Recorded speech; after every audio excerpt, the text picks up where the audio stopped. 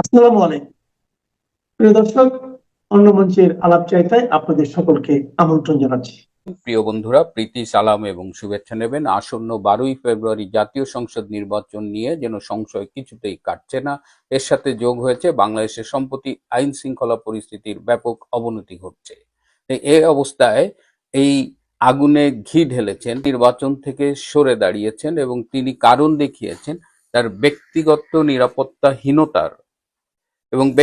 নিরাপত্তাহীনতার দোহাই দিয়ে তিনি নির্বাচন থেকে সরে দাঁড়িয়েছেন। এবং সারা দেশেই তো এই নিরাপত্তাহীনতা রয়েছে, সারা দেশেই আইন শৃঙ্খলা পরিস্থিতির অবনতি ঘটছে, কিন্তু এমন ঘটলো যে তিনি একা সরে গেলেন। এখন পর্যন্ত অন্য অন্য আসনে আমরা কাউকে সরে যেতে দেখিনি, কিন্তু একটা খবর আমরা বাংলাদেশ থেকে পাচ্ছি যে প্রার্থীরা নিজ নিজ আসনে নির্বাচনী প্রচারে যেতে ভয় পাচ্ছে না। অন্তত বেশ কিছু উল্লেখযোগ্য সংখ্যক প্রার্থী সে কারণে এলাকায় যাচ্ছে না। আমরা একটু অবাক হয়েছি মাসুদুজ্জামানের সরে দাঁড়ানোতে, কারণ মাসুদুজ্জামান কিন্তু একটা পরিচিত মুখ। যারা নারায়ণগঞ্জের রাজনীতির খোঁজ রাখেন বা নারায়ণগঞ্জের সামাজিক অর্থনৈতিক বিভিন্ন পরিস্থিতির খোঁজ রাখেন, তারা জানেন যে এই মাসুদুজ্জামান নারায়ণগঞ্জে বেশ পরিচিত মুখ। একসময় তিনি নারায়ণগঞ্জ চেম্বার অ্যান্ড ইন্ডাস্ট্রিজের প্রেসিডেন্ট ছিলেন। তিনি একজন প্রতিষ্ঠিত ব্যবসায়ী এবং তিনি একজন ক্রীড়া সংগঠকও। তিনি স্পোর্টস অর্গানাইজার। এর পাশাপাশি তিনি জাতীয়তাবাদী দলের একজন অনুসারী। যদ্দূর জানি ছাত্র জীবনে তিনি ছাত্রদল করতেন। তো এরকম একজন পরীক্ষিত পরিচিত মুখ কেন নির্বাচন থেকে সরে দাঁড়াবেন? কাউকে মাসুদুজ্জামানের ঘনিষ্ঠ একটি সূত্র নিশ্চিত করেছে যে তিনি এই নির্বাচনে জাতীয়তাবাদী দল বিএনপির নমিনেশন পাওয়ার জন্য ৬০ কোটি টাকা অনুদান দিয়েছিলেন। ৬০ কোটি টাকা দিয়ে তিনি এই নির্বাচনটি কিনেছিলেন বলা যায়। এবং এটি এখন ওপেন সিক্রেট যে এই যে নির্বাচন হবে কি হবে না, সেরকম পরিস্থিতিতে অনেক আগেই বিএনপি তার অধিকাংশ আসনেই নির্বাচনের প্রার্থী তালিকা ঘোষণা করেছিল এবং কয়েকটা বাকি ছিল, সেটাও তারা অবশেষে ঘোষণা করেছে। তো এই অবস্থায় মাসুদুজ্জামান ৬০ কোটি টাকা দিয়ে তার নমিনেশন কেনার পরেও তিনি কেন সরে দাঁড়ালেন? ঘটনা হলো যে মাসুদুজ্জামানের কাছে আরো ৭ কোটি টাকা, ৬০ ক্রোর টাকা বিএনপির পক্ষ থেকে চাওয়া হয়েছিল এবং বলা হয়েছিল যে আরো ৬০ কোটি টাকা দিলে তার নমিনেশনটা কনফার্ম হবে। তার মানে তিনি ৬০ কোটি টাকা দিয়ে প্রথমে যে নমিনেশনটা পেলেন, যেটা ডিক্লেয়ার করা হলো, সেটা কনফার্ম না। এই যে এটা কিন্তু শুধু নারায়ণগঞ্জের ঘটনা না, এটা যদি সত্যি হয়ে থাকে এবং আমাকে যে সূত্রটি জানিয়েছে সেটি আমাকে মিথ্যে তথ্য দেওয়ার কথা না। তো আরো ৬০ কোটি টাকা দিতে মাসুদুজ্জামান রাজি হননি এবং তিনি পরিবারের সাথে, তার বন্ধু বান্ধবদের সাথে আলাপ করেছেন এবং সবাই তাকে বলেছেন এই নির্বাচন থেকে সরে দাঁড়াতে। তার মানে বিএনপি যে নির্বাচনী প্রার্থী তালিকা ঘোষণা করেছে সেটি এখনো চূড়ান্ত না। বিশেষ করে যেসব ব্যবসায়ী রয়েছেন কিংবা যারা একটা বড় অঙ্কের টাকা দিয়ে নমিনেশন কিনেছেন, তাদের কিন্তু আর এক দফা টাকা দিতে হতে পারে। গত ১৬ মাসে এমনি আমরা বিএনপির অবস্থান দেখেছি। অন্যায়, অত্যাচার, নির্যাতন, চাঁদাবাজি, বাস স্ট্যান্ড, টেম্পু স্ট্যান্ড দখলদারিত্ব, চুরি, ডাকাতি, ধর্ষণ, সব রকমের অভিযোগ আপনি কিন্তু বিএনপির নেতাকর্মীর বিরুদ্ধে করতে পারবেন। সারা দেশ জুড়ে তারা একটা অরাজকতা তৈরি করেছে। যদিও লন্ডন থেকে তারেক রহমান মাঝে মধ্যে খুব ভালো কথা বলছেন, কিন্তু ১৬ মাসে তার সেই ভালো কথার রিফ্লেকশন আমরা খুব একটা দেখিনি। এর মধ্যেই অভিযোগ ওঠে যে ব্যাপক মনোনয়ন বাণিজ্য, এবং সেই মনোনয়ন বাণিজ্যের একটা টেস্ট কেস বা একটা কেস স্টাডি হলো এই নারায়ণগঞ্জ ৫। এবং মাসুদুজ্জামানের মতো নিবেদিত একজন ব্যবসায়ী এবং জিয়ার আদর্শের সৈনিক যখন সরে যায়, তখন এটা কিন্তু আমাদের সবার জন্য খুব অ্যালার্মিং একটা মেসেজ যে বিএনপি ক্ষমতায় না যেতেই যা শুরু করেছে এবং যেভাবে মনোনয়ন বাণিজ্য করছে, চাঁদাবাজি করছে, এবং যারা এত টাকা দিয়ে এই মনোনয়ন কিনে সংসদে আসবে, তারা এই টাকাটা কিভাবে উঠিয়ে নেবে। এর আগেও আমি বলেছি যে এরকম দক্ষিণ অঞ্চলের একজন খুব প্রবীণ বিএনপি নেতা, তার কাছে ১০ কোটি টাকা চাওয়া হয়েছিল, কিন্তু তিনি সেটা দিতে পারেনি বলে তিনি নমিনেশন পাননি। এবং তার স্ত্রী তাকে জিজ্ঞেস করেছিলেন এই 10 কোটি টাকা দিয়ে তুমি যদি নমিনেশন কেনো, তুমি এই 10 কোটি টাকা উঠাবা কেমনে, আর তুমি বাঁচবাই বা কয়দিন? তো এরকম দক্ষিণাঞ্চলের আর একজন বিএনপির কেন্দ্রীয় হেভিওয়েট নেতা, তিনিও নমিনেশন পাননি, তার আসনটিও একজন ব্যবসায়ীর কাছে বিক্রি করে দেওয়া হয়েছে। তো বিএনপির মনোনয়ন বাণিজ্য চলছে, এবং ভবিষ্যতে আরো কিছু দেখবেন। এবং এতদিন তো কষ্ট করে টাকা পল্টন থেকে লন্ডনে যেত, ভবিষ্যতে যদি এমন হয়, যদি ভাইয়া দেশে আসেন, তখন হয়তো আর কষ্ট করে পল্টন থেকে লন্ডনে যেতে হবে না, দেশের মধ্যেই লেনদেন হবে মাসুদুজ্জামানের জন্য। ভারতীয় দূতাবাসের সামনে কিছু পোলাপানকে গন্ডগোল করতে দেখলাম। টাকলা ফুয়াদের দেখলাম, হাসনাত আবদুল্লারে দেখলাম, জামাতের দু একটারে দেখলাম, জামাতের ওই বি টিম কয়টারে দেখলাম, আবার ওই জামাতি এজেন্ট মাহমুদুর রহমানে দেখলাম আমার দেশের। এরা ভাঙ্গা ফেলাইব, কাইটা ফেলাইব, ভারতের 7 সিস্টার আলাদা করে ফেলাইব, কি হুঙ্কার, বাপরে বাপ। প্রথমত এগুলি সবই হচ্ছে ফাঁকা বুলি। এদের কারো বাপের ক্ষমতা নাই ভারতকে টাচ করার, এটা হচ্ছে বাস্তবতা। ভারত যদি কোনো ভুল করে থাকে, এটার জন্য ডিপ্লোম্যাটিক চ্যানেল আছে, ইন্টারন্যাশনাল ল আছে, এতটুকু বাংলাদেশ করতে পারে, এবং সেই ক্ষেত্রে খুব একটা সফলতা পাবে না, কারণ বাংলাদেশ একটি দুর্বল দেশ। আন্তর্জাতিকভাবে আমাদের যে কয়টা বন্ধু ছিল এগুলোও গেছে, বাংলাদেশের পাশে কেউই আসলে নাই। আছে আছে আছে বোধহয় এখন পাকিস্তান আছে, ফকিরনি পাকিস্তান আছে। বাট এনিওয়ে, শোনেন, পেটটা ফালাবো, ভাইরা ফালাবো, উড়া এলাবো, গন্ডগোল করবো, কত কিছু তো করলো, কত কিছু তো কয় এগুলি। ভারত আমাদের প্রতিবেশী। ভারত অনেক সময় আমাদের সাথে, ভারতের সরকার অনেক সময় সদাচরণ করেনি, এটা সত্য। আমাদের ফেলানি কাঁটাতারে ঝুলেছে, যার প্রোটেস্ট আমরা করেছিলাম, আমিও করেছিলাম। সেই সময় এই সকল পোলাপান তখন হাফ প্যান্ট পরে ঘুরত। অনেক সময় আমাদের নদীর পানির হিস্সা নিয়ে আমরা আন্দোলন করেছি, আমাদের মহান নেতা ভাষা নিয়ে করেছিলেন। আমরা বিজনেসের ক্ষেত্রে আমরা আসলে ব্যালেন্স বিজনেস করতে পারি না ভারতের সাথে, এগুলো আমাদের সরকারের বারবার বিফলতা।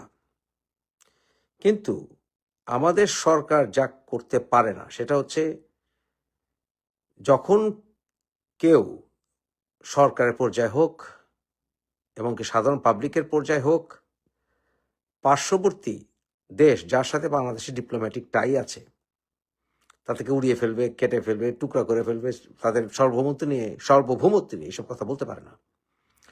প্রথমত এগুলি আন্তর্জাতিক আইনের লঙ্ঘন। জাতিসংঘের অর্থাৎ ইউনাইটেড নেশনসের চার্টারের আর্টিকেল 2 সরাসরি ভায়োলেশন হয়ে যাবে। এছাড়া বাংলাদেশের পেনাল কোডে এগুলো নিষেধ আছে, অনেকগুলো আর্টিকেল। বাংলাদেশের পেনাল কোডে সেকশন 505, সেকশন 504, সেকশন 123, 124, ছাড়াও অনেক সেকশন আছে। সাইবার সিকিউরিটি অ্যাক্টেও ছিল, সাইবার সিকিউরিটি অ্যাক্টের আবার বাতিল করে হচ্ছে, এখন রিপিল করেছে এই সরকার। নেভারদিলেস কিছু প্রভিশন এখন অ্যাক্টিভ আছে। এবং বাংলাদেশের সরকারের পর্যায়ে অর্থাৎ সরকারি কর্মকর্তাদের পর্যায়ে কেউ যদি এই কাজ করে, তাহলে সেটা গুরুতর ইন্টারন্যাশনাল ল ভায়োলেশন হবে। এবং বেসরকারি পর্যায়ে সাধারণ জনগণের ভিতর থেকে যদি কেউ করে এবং সরকার যদি সেই ক্ষেত্রে চুপ থাকে, ইনঅ্যাক্টিভ থাকে বা পরোক্ষভাবে সহায়তা করে, তাহলে এগুলো আন্তর্জাতিক আইনের লঙ্ঘন। ভিয়েনা কনভেনশনের আর্টিকেল 22 অনুসারে কোন একটি বিদেশি ডিপ্লোম্যাটিক মিশন অথবা এমবেসি কোন একটি দেশে থাকলে সেই এমবেসিকে ফুল প্রোটেকশন দেওয়া হচ্ছে হোস্ট কান্ট্রির রেসপন্সিবিলিটি। তাই বাংলাদেশে ভারতীয় এমবেসিকে রক্ষা করার দায়িত্ব সম্পূর্ণভাবে বর্তমানে ইউনূস সরকারের।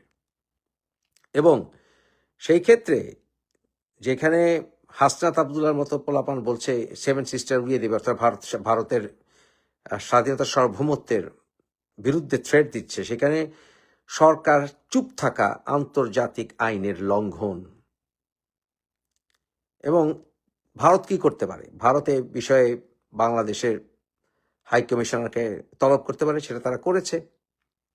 বাংলাদেশও ভারতের কোনো বিষয়ে তলব করার প্রয়োজন হলে করবে। ভারতে যেমন একসময় মোদী সরকারের সুব্রমণিয়াম স্বামী, সে সরকারে ছিল না, কিন্তু ভারতে সে রুলিং গভর্নমেন্টের, মোদী গভর্নমেন্টের পার্টি করত, পার্টির একজন নেতা ছিল।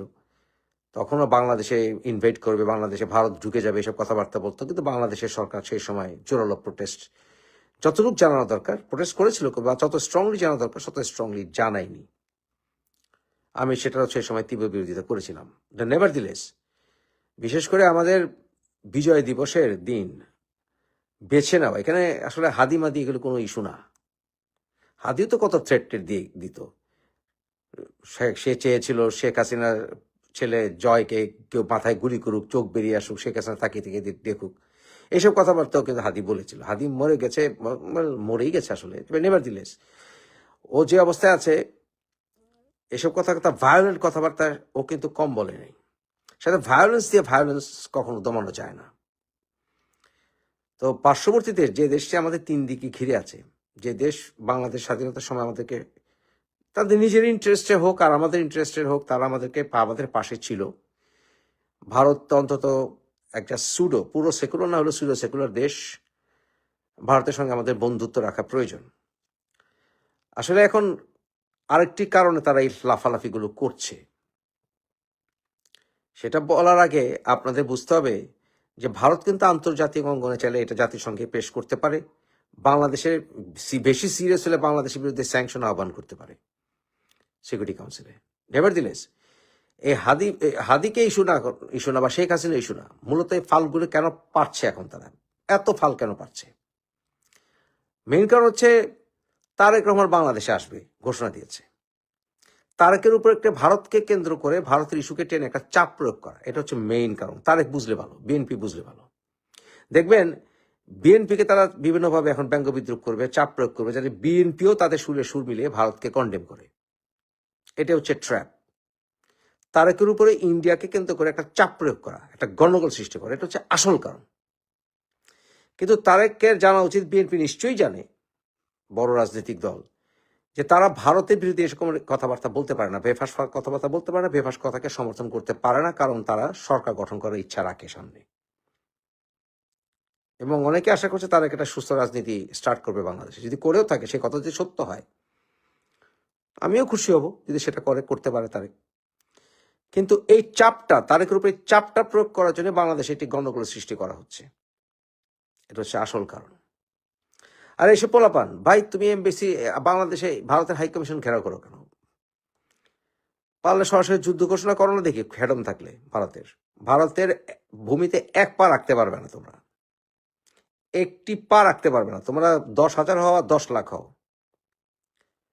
ভারতের ভূমিতে এক পা রাখার ক্ষমতা রাখো না। তোমাদেরকে পাকিস্তানের আব্বারা যতই তোমাদেরকে উস্কাক, সুতরাং বাংলাদেশকে আর আন্তর্জাতিক মহলে একা করো না। বাস্তবতা হচ্ছে ভারত ইন্টারন্যাশনাল ডিপ্লোমেসিতে বাংলাদেশের চেয়ে অনেক অ্যাডভান্সড। এমনকি মুসলিম দেশ কোনোটাই ভারতকে ছেড়ে বাংলাদেশের পাশে দাঁড়াবে না। এই মুসলিম বাইরেও কেউ দাঁড়াবে না, একমাত্র পাকিরা দাঁড়াইতে পারে। সৌদি আরব দাঁড়াবে না,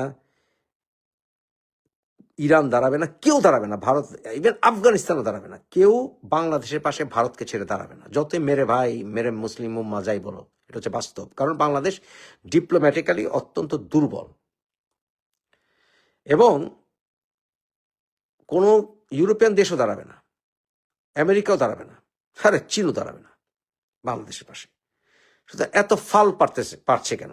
তারা কি ভারত দখল করার ক্ষমতা রাখে? আসলে ওই যে বললাম, মেইন কারণটা হলো তারেককে ট্র্যাপে ফেলা। বুঝতে বাকি আছে আপনাদের? দেখেন সামনে কিভাবে চাপ দেয় বিএনপিকে এরা। এই ভারতকে ইস্যু করি, বিএনপিকে চাপ দিবে, তারেককে চাপ দিবে, আবার গন্ডগোল করার চেষ্টা করবে। যে হেডলাইন করেছি, থাম্বনেল দিয়েছি, অনেক সয়েছি, এবার মায়ের ভোগে যা। আর আমি টাইটেলে লিখেছি সেখানে লিখেছি, বিজয় দিবসের বার্তায় ও বাংলাদেশ রাষ্ট্রদূতকে তলব করে চরম হুমকি দিল ভারত। বুঝতে নিশ্চয় অসুবিধে নেই আমি কোন বিষয়ে বলতে চলেছি।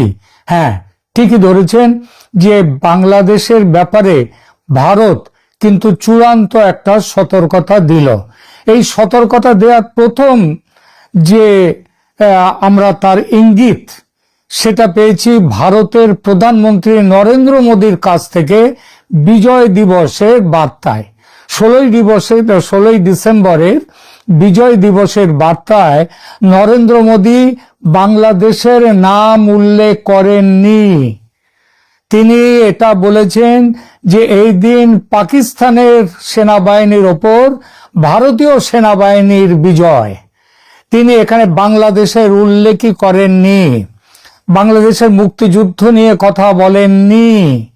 কারণ এটা সবাই জানে, এতকাল ধরে সবাই বলে এসেছে যে বাংলাদেশের মুক্তিযুদ্ধে ভারতের অংশগ্রহণ, ভারতের অবদানের কথা। ভারত নিজেও সেটা বলে এসছে এতদিন ধরে। এই বিজয় দিবসের অনুষ্ঠান এতদিন ধরে ভারত বাংলাদেশ তারা এখানে বসে সেই জিনিসটা পালন করছিল।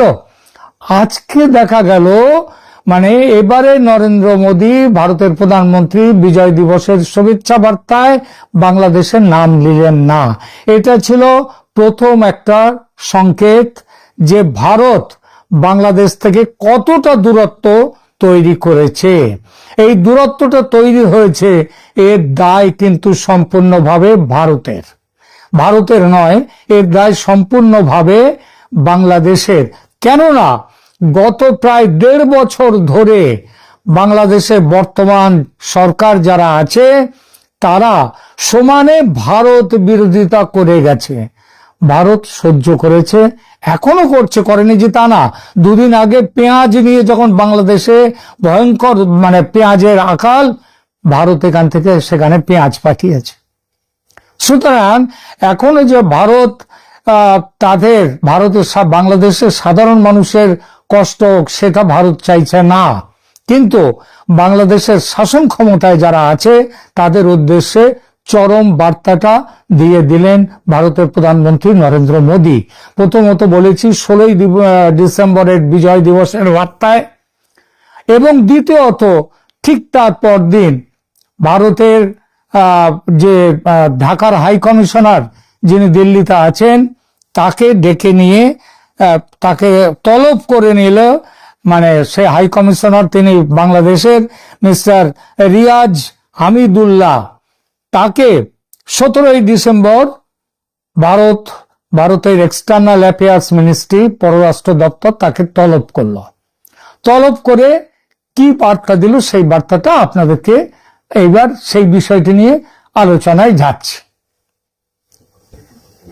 প্রথমে ছোট্ট করে আমি পড়ে নিই যে বাংলাদেশের যে হাই কমিশনারকে সেখানে পররাষ্ট্র দপ্তরে ডেকে নেওয়ার ব্যাপারে ভারতের পররাষ্ট্র দপ্তর থেকে যে নোট জারি করা হয়েছে সেইটা একটু পড়ে দেখছি। ডিসেম্বর 17, 2025, হেডিং হচ্ছে নোটের, Bangladesh high commissioner to India summoned by the ministry of external affairs. এখানে এইবার নোটে লেখা হচ্ছে, the Bangladesh high commissioner to India His Excellency Mr. Riyaz Hamidullah was today, December 17, 2025, summoned by the Ministry of External Affairs and apprised of India's strong concerns at the deteriorating security environment in Bangladesh. His attention was drawn in particular to the activities of some extremist elements who have announced plans to create a security situation around the Indian mission in Dhaka. এটা হচ্ছে বেশ বড়সড় press note দেওয়া হয়েছে, একেবারে ছোট্ট নয়। সেখানে প্রথম প্যারাগ্রাফেই বলা হলো, তাকে ডেকে নিয়ে সাবধান করে দেওয়া হয়েছে, তার দৃষ্টি আকর্ষণ করা হয়েছে যে বাংলাদেশের কিছু জঙ্গি এক্সট্রিমিস্ট এলিমেন্টস, এর বাংলা একটাই হয় উগ্রপন্থী মানে জঙ্গি, তারা ভারতের যে হাই কমিশন আছে ঢাকায়, সেই হাই কমিশনের চারদিকে তারা যে সিকিউরিটি প্রবলেম, তারা শান্তি শৃঙ্খলা ভঙ্গ করার যে ব্যাপারটা সেটা করেছে, সেই ব্যাপারে তার দৃষ্টি আকর্ষণ করা হয়েছে। এরপরে আপনাদেরকে বলি, আর আগেই বলেছি যে এটা একটা বড় চিঠি, বড় প্রেস নোট, খুব একটা ছোট নয়, সম্ভবত চারটি তার পরিচ্ছেদ আছে, চারটি প্যারাগ্রাফ আছে। সেখানে বলা হয়েছে, প্রথম প্যারাগ্রাফে বলেই দিলাম যে সেখানে বলা হয়েছে যে প্রথম অনুচ্ছেদে সেখানে বলা হয়েছে যে কিছু চরমপন্থী উপাদানের কার্যক্রমের দিকে যারা ঢাকায় ভারতীয় মিশনের চারপাশে নিরাপত্তার একটা সংকট সৃষ্টি ঘোষণা দিয়েছে। দ্বিতীয় অনুচ্ছেদে আছে ভারত বাংলাদেশের সাম্প্রতিক কিছু ঘটনা সম্পর্কে চরমপন্থী যারা তারা তাদের সৃষ্টি করা মিথ্যা বর্ণনা সম্পূর্ণভাবে প্রত্যাখ্যান করে। অর্থাৎ তারা কি বলেছিল?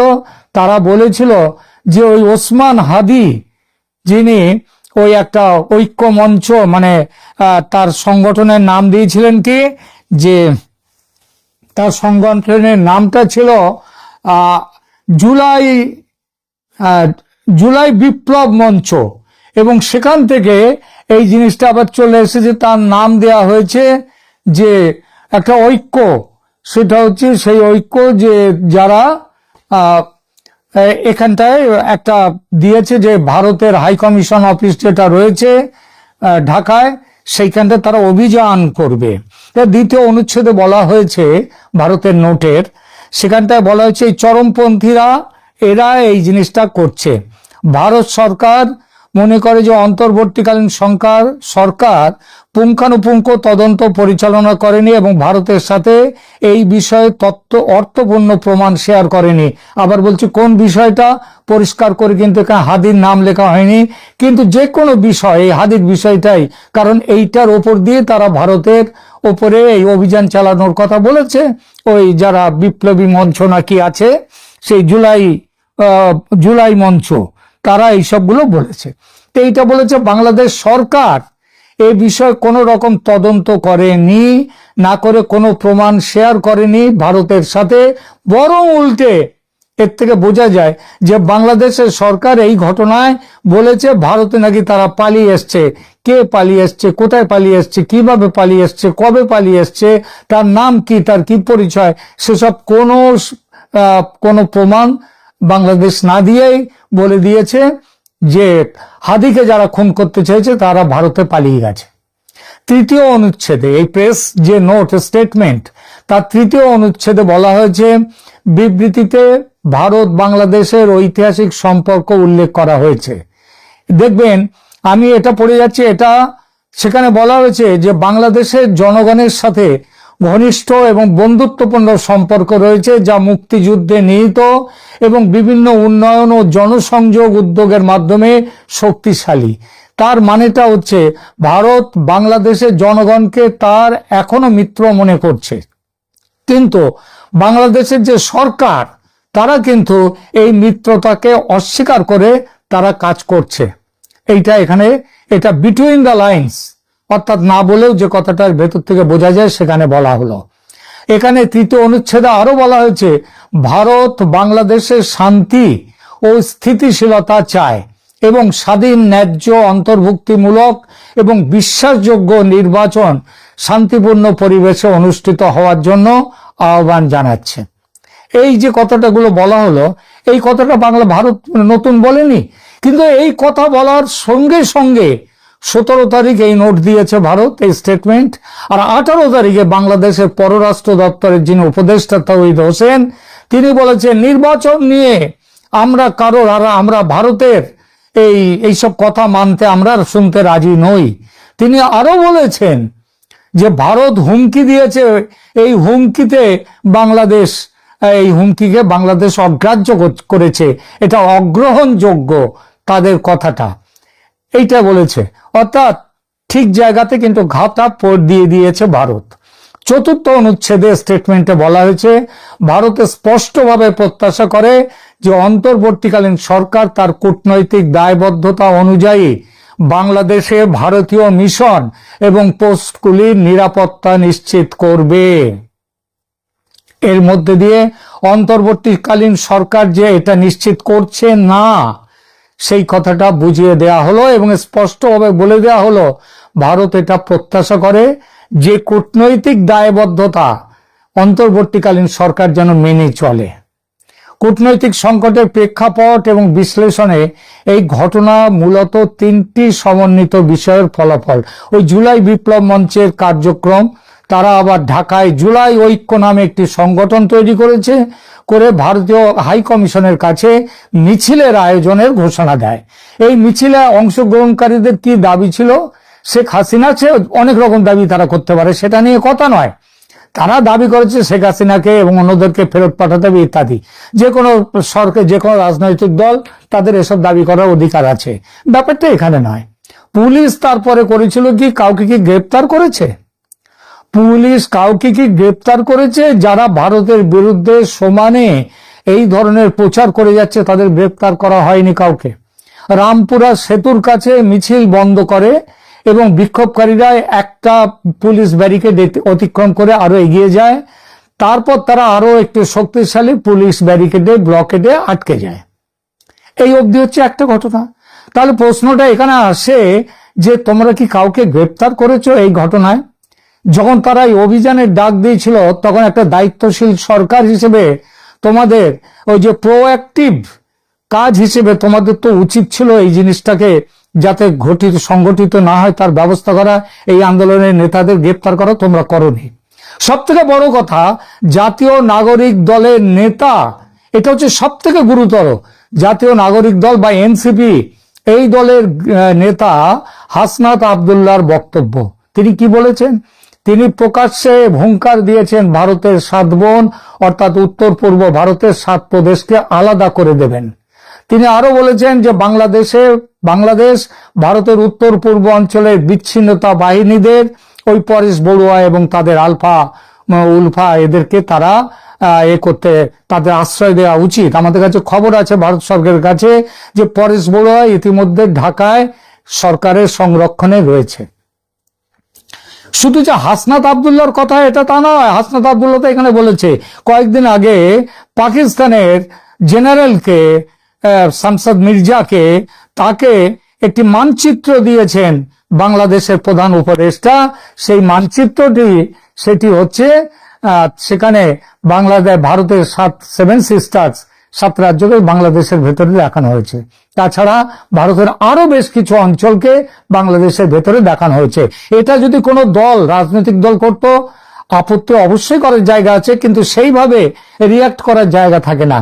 কিন্তু মনে রাখতে হবে এই বইটি দিচ্ছেন বাংলাদেশের সরকারের, অন্তর্বর্তী সরকারের প্রধান উপদেষ্টা, তিনি পাকিস্তানের জেনারেলকে। এটাকে তো অস্বীকার করা যায় না। সুতরাং হাসনাতের যে কথাবার্তা এটা গুরুত্বহীন, এতে গুরুত্ব দেওয়ার দরকার নেই। এইসব যারা বলছে বাংলাদেশে আজকে, তাদের কথাই গুরুত্ব দেয়া যায় না। কারণ এটা শুধু তো হাসনাতের কথা নয়, এটা একটা সংগঠিত প্যাটার্ন, সমানে চলছে এই ধরনের কথাবার্তা। ভারত অস্বীকার করতে পারে না। তা অস্বীকার করতে পারে না বলে ভারতের ওই যে প্রথম অনুচ্ছেদে প্রেস নোটে সেখানে যে কথাটা বলেছে ভারত, এখানে বিটুইন দ্য লাইন্স কি বলেছে সেই জিনিসটা কিন্তু আপনাদের ধরতে হবে। কি বলা হয়েছে সেখানে বলা হয়েছে কিছু চরমপন্থী উপাদানের কার্যক্রমের দিকে ভারত দৃষ্টি আকর্ষণ করেছেন ঢাকার হাই কমিশনারকে, যিনি বাংলাদেশ হাই কমিশনার দিল্লিতে যিনি আছেন, তাকে উদ্দেশ্য বলেছেন যে চরমপন্থী উপাদান মানে কি? Extremist forces. এই এক্সট্রিমিস্ট ফোর্সেস মানে জঙ্গি, অর্থাৎ বাংলাদেশে জঙ্গিদের এখন মানে ভীষণভাবে তারা বাড়ছে, বাড়বাড়ন্ত চলছে, এবং তারা বাড়বাড়ন্ত যে হচ্ছে সেটা বাংলাদেশ সরকারের প্রশ্রয়ে। সুতরাং তৌহিদ হোসেন উনি যাই বলেন, যাই অস্বীকার করেন, সত্যিটা তিনি বলেছেন। আবার আজ 18 তারিখে তিনি ঘোষণা দিয়েছেন বাংলাদেশের মাটিতে ভারত বিরোধী কার্যক্রম হবে না। আরে করছেন তো তাই, আবার হবে না কি? সেই কাজ করা হচ্ছে, জঙ্গিদের মুক্তি দেওয়া হচ্ছে, তারা ভারতে নানা রকম কাজ করছে। দিল্লিতে কয়েকদিন আগে বিস্ফোরণে তাদের যোগ ছিল, তারও প্রমাণ দিয়েছে ভারত বাংলাদেশকে। তারপরেও বাংলাদেশ আমি করব না।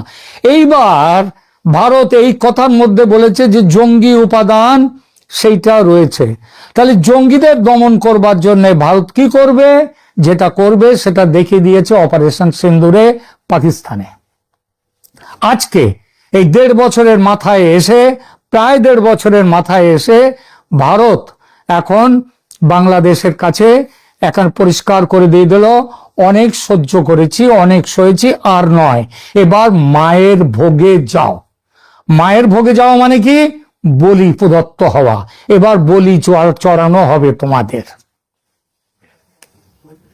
এটা চরম হুঁশিয়ারি। মানে এবার সামরিক অভিযান। এতদিন ধরে তৈরি চলছিল, ভারতের সমস্ত গোছগাছ চলছিল, এইবার সেইটা গোছগাছ শেষ করে এবার ঝাঁপিয়ে পড়ার সময় এসে গেছে। যে সুইসাইড করতে চায় তাকে কেউ বাঁচাতে পারে না। বাংলাদেশের যে সরকার এখন আছে, এই সরকারের সঙ্গে যারা আছে তারা সুইসাইড করতে চায়। ভারত অনেক বাঁচাবার চেষ্টা করেছে এতদিন ধরে, আর বাঁচাবার চেষ্টা করবে না। সেই বার্তাটা দিয়ে দেয়া হয়ে গেল। এখন অপেক্ষা, যে কোনো দিন সামরিক অভিযান শুরু হয়ে যাবে, বলে দিলাম, লিখে নিন।